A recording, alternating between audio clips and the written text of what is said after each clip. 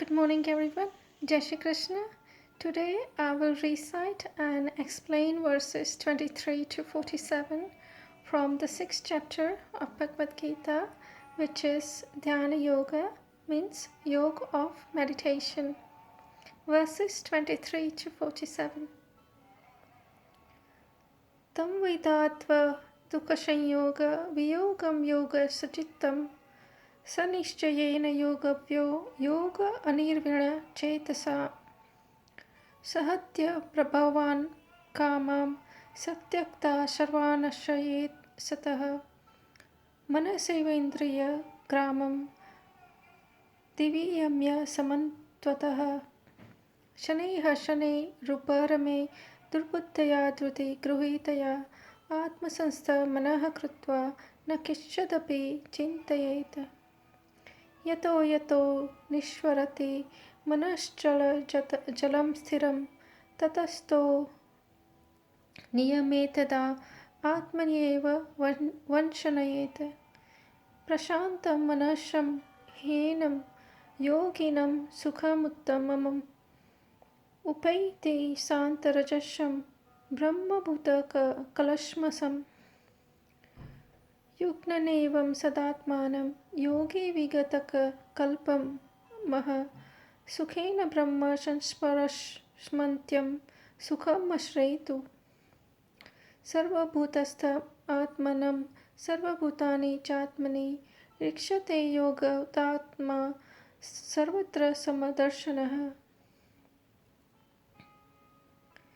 यो मां पश्यति सर्वत्र सर्व च मयि पश्यति तस्याहं न प्रणश्यामि स च मेय प्रणश्यति सर्वभूतस्थितं यो मां वच्येकत्वात् स्थितः सर्वथा वर्तमानोऽपि स योगी मयि वर्तते आत्मोप्यमेन सर्वत्र समं पश्यति योऽर्जुन सुखं वा यदि वा दुःखं स योगी परमो मतः अर्जुन उवाच योऽयं योगः स्वया प्रोक्तः साम्येन मधुसूदन एतस्यां न पश्यामि चञ्चलत्वा स्थितिं स्थिरां चञ्चलं हि मनः कृष्ण प्रमाथि बलवद्दृढं तस्याहं निग्रहं मन्ये वायिरोव सुदुष्करम् श्री भगवान उवाच असंशय महाबाहो मनोधूर्ते ग्रहचलम् अभ्यासेन तु कौन्तेय वैराग्येण न गृह्यते असंयतात्मना योगो दुष्प्राग्र इति मे मतिः वश्यात्मना तु यतता शक्यो वा तु मुपायतः अर्जुन उवाच अयतिः श्रद्धयोपेतो योगाच्चलितमानसः अप्राप्य योगसंसिद्धिकां गतिं कृष्ण गच्छति कच्चित्रोभयविभ्रष्टशिष्टाना ब्रवीत नश्यति अप्रतिष्ठो महाबाहो विमूढो ब्रह्मणपतिः एतत् मे संशयं कृष्ण छेत्तुमर्हस्य शेषतः त्वदन्त्यः संशयशास्य चेता न ह्युपपद्यते श्रीभगवान उवाच पार्थनैव नामृत्र विनाशस्तस्य विद्यते न हि कल्याणकृत द्विग्ध दुर्गति तात गच्छति प्राप्य पुण्यकृतां लोका नृषित्वा शाश्वती समाः शुचीनां श्रीमत्ता गेहे योगभ्रष्टो विजायते अथवा योगिनामेव कुले भवति तीर्थताम् एतवते दुर्लभन्तरं लोके जन्म यदि दृशम्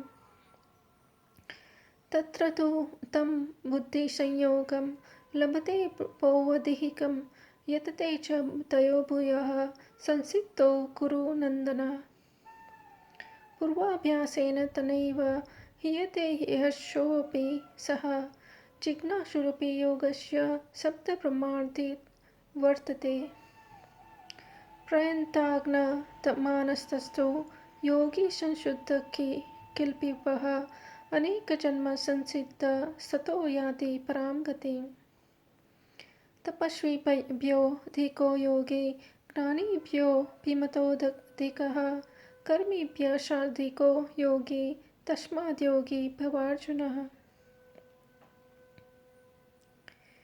योगिनामपि सर्वेषां पत्रेतेनान्तरात्मना श्रद्धावान् भजेते यो मां समे युक्तमो मतः,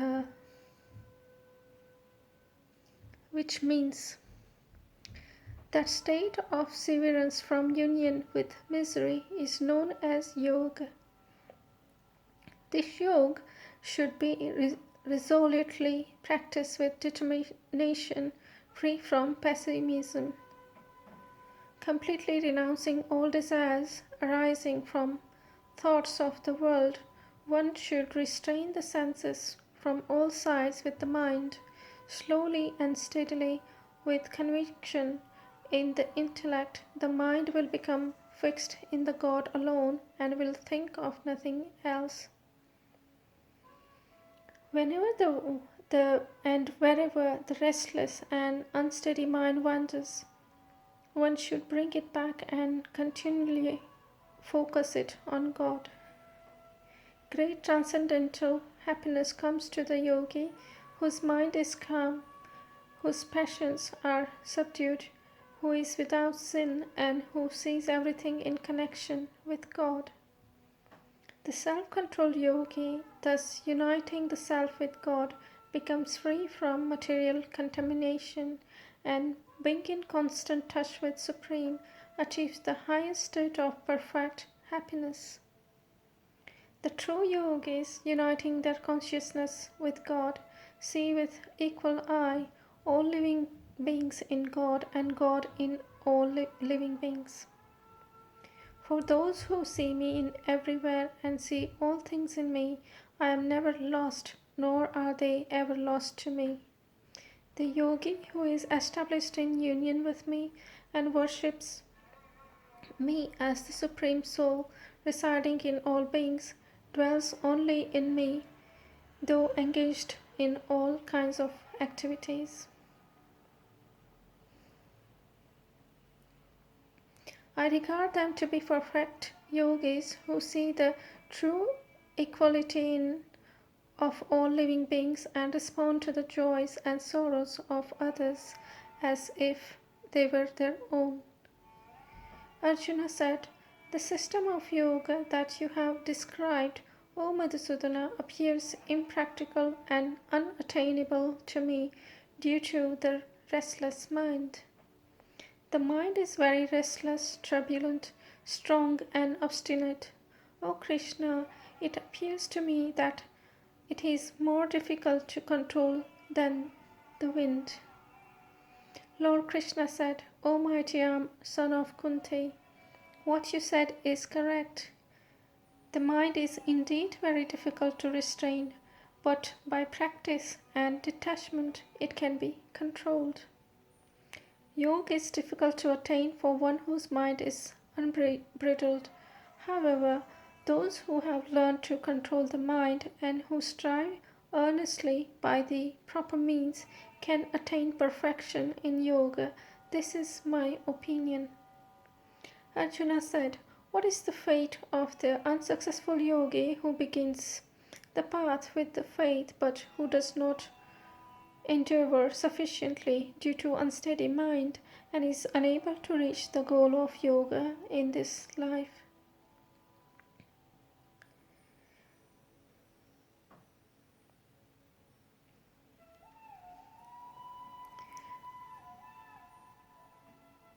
Such person who deviates from yoga get deprived of both material and spiritual success, O mighty armed Krishna, and perish like a broken cloud with no position in either sphere. O Krishna, please dispel this doubt of mine completely, for who other than you can do so?